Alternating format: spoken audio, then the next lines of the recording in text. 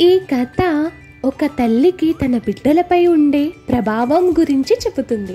తల్లికి పిల్లల మీద ఎంత ప్రేమ ఉన్నా అది కడుపులో పెట్టుకొని పిల్లల్ని బాధ్యతగా పెంచాలి అనే ఒక మాటకి చక్కని ఉదాహరణ ఈ కథ. కథలోకి వెళ్ళిపోదాం. ఒక చిన్న పిల్లాడు స్కూల్ నుంచి వస్తూ మధ్యలో ఒక గోంగూర తోట చూసి గోంగూర కట్లు కోసుకొని ఇంటికి తీసుకొని వెళ్తాడు. అమ్మ నాకు గోంగూర పచ్చడి ఇష్టం, గోంగూర కట్టలు తెచ్చాను, చేసి పెట్టవా అని అడిగాడు. అమ్మ, ఈ గోంగూర ఎక్కడిది బాబు అని అడిగింది. నేను స్కూల్ నుంచి వస్తుంటే దారిలో కనిపించింది, తెంచుకొని తెచ్చానమ్మా అని బదులు చెప్పాడు. చేసింది దొంగతనము అని చిన్న పిల్లాడికి తెలియక చేశాడని భావించి తల్లి మందలించలేదు. ఆ రోజు రాత్రి గోంగూర పచ్చడి చేసి పెట్టింది. చక్కగా పిల్లాడు తినేశాడు. కొద్ది రోజుల తర్వాత ఇంటికి వస్తూ మామిడికాయలు కోసుకొని వచ్చి మామిడికాయ పప్పు చేసి పెట్టమ్మా అన్నాడు. అమ్మ మళ్ళీ చిన్న పిల్లాడి అల్లరే కదా అనుకొని పప్పు చేసి పెట్టింది. పిల్లాడు సంతృప్తిగా తిన్నాడు. ఇలా రాను రాను ఎప్పుడైనా ఏమైనా కావాలంటే ఊళ్ళోని పొలాల నుంచి దొంగతనం తెచ్చుకోవడం ఆ పిల్లాడికి అలవాటైపోయింది. తల్లి కూడా ఎప్పటికప్పుడు అల్లరి చేస్తున్నాడే అనుకుంది తప్ప తప్పు చేస్తున్నాడని అనుకోలేదు. ఎప్పుడు పిల్లాడిని సరిదిద్దలేదు. పెద్దవాడైతే తనే తెలుసుకుంటాడని వదిలేసింది.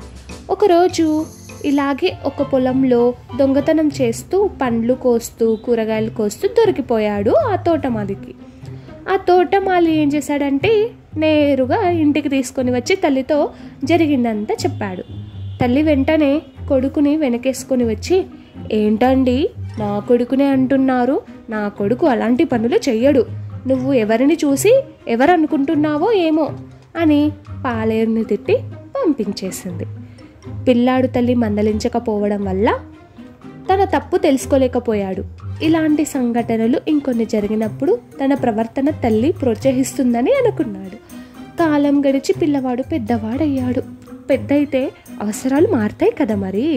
చిన్నప్పుడంటే కాయకూరలు దొంగలించేవాడు, పండ్లు గవి గట్ల.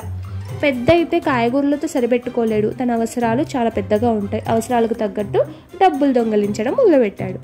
పిల్లాడు పెద్దవాడైపోయాడు. ఇప్పుడు నేను చెప్తే నా మాట వింటాడా అని అప్పుడు కూడా తల్లి ఏమనలేదు.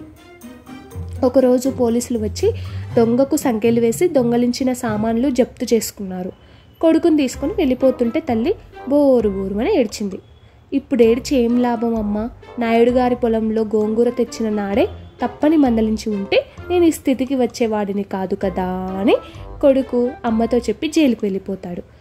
పిల్లలు చేసే చిన్న చిన్న పొరపాట్లను తల్లిదండ్రులు సరిదిద్దకపోతే అవే తప్పులు ముందు అలవాట్లు, తర్వాత గ్రహపాట్లు అవుతాయి.